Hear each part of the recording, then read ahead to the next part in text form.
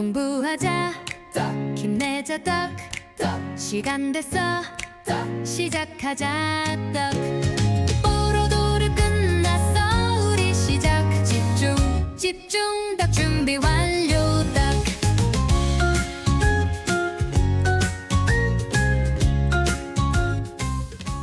안녕하세요. 이제 곧 수시 지원 시즌이에요. 작년 입시 결과 자료들 요즘 많이 찾아보실 텐데요. 근데 이 숫자들 그냥 보이는 대로만 봐도 괜찮을까요? 좀 헷갈릴 때도 있더라고요. 아, 네, 맞아요. 이게 대학마다 발표하는 방식도 다 제각각이고요. 또 그 대입 정보 포털 어디가 있잖아요. 거기 정보랑 또 개별 대학 발표 자료가 좀 다른 경우도 종종 있거든요. 그래서 오늘은 여러분이 가지고 계신 그 입시 결과 자료들 이걸 어떻게 제대로 읽고 분석해서 성공적인 지원 전략을 세울 수 있을지 거기에 대해서 좀 자세히 이야기 나눠보려고 합니다. 아, 좋습니다. 그럼 이 복잡해 보이는 숫자들 속에 숨어 있는 진짜 의미 한번 같이 찾아볼까요? 가장 먼저 헷갈리는 게 그 성적 상출 기준 같아요. 이게 대학마다 그렇게 다른가요? 네, 정확해요. 사실 그게 제일 먼저 확인해야 할 부분이죠. 예를 들어서 동국대를 보면요. 학생부 교과 전형에서 상위 10과목만 반영하거든요. 근데 이제 어디가 포털에는 작년 입시 결과가 전 과목 평균 등급 기준으로 나올 수가 있어요. 하지만 동국대 홈페이지에 직접 들어가 보면 실제 반영 방식인 그 상위 10과목 평균 등급 이걸 기준으로 한 결과를 공개하고 있죠. 그러니까 어느 기준으로 산출된 등급이냐 여기에 따라서 나한테 유리할 수도 있고 불리할 수도 있으니까 이건 정말 중요하게 확인해야 합니다. 와, 그럼 어디가 자료만 보고 내 성적으로는 여기 안 되겠네 하고 그냥 포기하면 안 되는 거군요. 진짜 꼼꼼히 봐야겠네요. 그럼 성적 자체를 나타내는 방식도 뭐 여러 가지가 있다고요. 평균 등급 말고 다른 것도 있나요? 네네. 보통 이제 평균 등급을 발표하고요. 그리고 합격자 중에서 상위 50%에 해당하는 학생 성적, 이걸 50% 컷이라고 하죠. 또 상위 70% 지점의 성적, 70% 컷, 뭐 이런 것들을 발표합니다. 어디가는 주로 50% 컷이랑 70% 컷을 제공하는데 대학 홈페이지에서는 좀 더 다양한 정보를 주는 경우가 많아요. 예를 들어 경희대 같은 경우는 합격자, 불합격자 성적 분포를 아예 그래프로 보여주기도 하거든요. 아, 그래프로요? 네, 그러면 내가 어느 정도 위치에 있는지 훨씬 명확하게 가늠해 볼 수 있죠. 또 뭐 한양대처럼 최근 3개년치 평균 등급을 한눈에 쫙 보여주면 성적 변화 추이까지 파악하기가 쉬워지고요. 아, 그렇군요. 단순히 그냥 숫자 하나만 딱 볼 게 아니라 그게 평균인지, 뭐 70% 컷인지, 그리고 가능하다면 전체 분포나 아니면 추세까지 봐야 그래야 좀 제대로 된 그림이 그려지겠네요. 경쟁률도 그럼 마찬가지겠네요. 이것도 한 해만 보면 안 되고 좀 길게 봐야 하나요? 아, 물론입니다. 경쟁률은 정말 최소 3개년 추이를 보시는 게 좋아요. 만약에 특정 학과 경쟁률이 갑자기 확 오르거나 아니면 뚝 떨어졌다면 뭔가 전형 방법이 변경됐거나 아니면 모집 인원에 큰 변화가 있었을 가능성이 높거든요.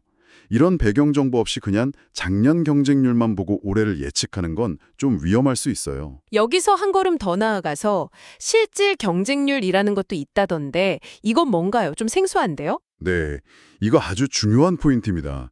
특히 그 수능 최저학력 기준이 있는 전형이나 아니면 논술 전형 이런 데서 좀 주목해야 하는데요. 뭐냐면 겉으로 보이는 그 지원 경쟁률 말고요. 실제로 수능 최저 기준을 충족한 학생들 또는 뭐 논술 시험에 실제로 응시한 학생들 이런 학생들만을 대상으로 한 경쟁률의 의미예요. 예를 하나 들어볼게요. 서강대 인문학부 2025학년도 교과 전형 최초 경쟁률이 13.58대 1이었어요. 꽤 높죠? 네, 13대 1이면 엄청 높은데요. 그렇죠. 근데 수능 최저를 충족하고 또 추가 합격까지 다 고려한 최종 실질 경쟁률은 이게 1.45대 1까지 떨어졌어요. 네, 13대 1이 1.5대 1 수준으로요. 와, 이건 정말 엄청난 차이인데요. 네, 그렇죠. 그러니까 만약 수능 최저에 좀 자신이 있다면 겉보기 경쟁률이 좀 높아 보여도 충분히 한번 도전해 볼 만하다. 이런 신호가 될 수 있는 거죠. 논술도 마찬가지고요. 와, 이건 진짜 꼭 알아야 할 정보네요. 마침 추가 합격 이야기가 나왔으니까 충원율도 빼놓을 수 없죠. 이것도 그냥 작년 것만 보면 안 된다고요. 맞습니다. 충원율 역시 최소 3년치 추이를 보는 게 기본입니다. 그리고 여기서 정말 중요한 건 충원된 인원수가 아니라요. 모집 정원 대비 충원된 인원의 비율을 봐야 한다는 점이에요. 아, 인원이 아니라 비율로요? 네. 왜냐면 학과별 모집 인원은 매년 달라질 수 있잖아요. 그래서 비율로 비교해야 정확한 추세를 알 수 있습니다. 뭐 어떤 대학은 친절하게 비율을 계산해서 알려주기도 하는데 인원만 발표하는 곳도 있으니까 그럴 땐 직접 한번 계산해보는 노력도 필요할 수 있어요. 아하, 인원이 아니라 비율. 네, 꼭 기억해야겠네요. 자, 그럼 마지막으로요. 학생부 종합전형 학종에서도 내신 등급 발표하는 경우가 있잖아요. 이건 어떻게 봐야 할까요? 이것도 교과 전형처럼 딱 떨어지는 커트라인으로 생각해야 하나요? 아, 그 부분에서 좀 오해가 많으신 것 같아요.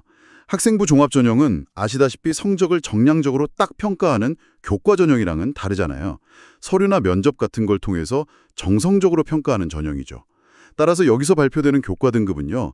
뭐랄까? 아, 합격한 학생들 성적을 보니까 대략 이 정도 분포로 보이더라 하는 참고 자료일 뿐이에요. 아, 그냥 참고 자료 수준이다. 네, 그렇죠. 2등급 이하는 지원해도 소용없다. 이런 식의 절대적인 커트라인으로 받아들이시면 좀 곤란합니다. 성적이 조금 부족해 보여도 다른 비교과 활동이라든지 아니면 잠재력이 뛰어나다면 충분히 도전해 볼 수 있다는 의미죠. 아, 이제 좀 명확해지네요. 결국 입시 결과 분석이라는 게 단순히 숫자만 딱 확인하는 게 아니라 그 숫자가 도대체 어떤 기준과 맥락에서 나온 건지 그리고 시간에 따라 어떻게 변화해 왔는지를 좀 종합적으로 읽어내는 과정이군요. 정확히 그렇습니다. 제시된 그 숫자 이면에 있는 산출 기준이라든지 전형 방법의 변화, 또 수능 최저 유무나 충족률, 모집 인원 변동 같은 이런 여러 요소들을 모두 고려해서 입체적으로 분석하고요. 그리고 이걸 바탕으로 올해 결과를 예측해보는 것이 중요합니다. 어디가 사이트도 물론 유용한 출발점이긴 한데 여러분이 정말 목표하는 대학의 입학처 홈페이지 자료, 이걸 직접 찾아서 좀 깊이 있게 분석하는 것이 성공 확률을 높이는 길이라고 할 수 있겠습니다. 오늘 저희가 함께 살펴본 이런 내용들을 바탕으로 여러분이 지금 보고 계신 그 입시 결과 자료 다시 한번 좀 들여다보시면 어떨까요? 단순히 여기는 합격 가능하겠다 하는 대학 리스트를 만드는 거 넘어서요. 이 분석을 통해서 여러분의 강점과 가능성을 가장 잘 펼칠 수 있는 그런 최적의 기회를 찾는데 어떤 도움을 받을 수 있을지 한번 고민해보는 시간 가져보시길 바랍니다.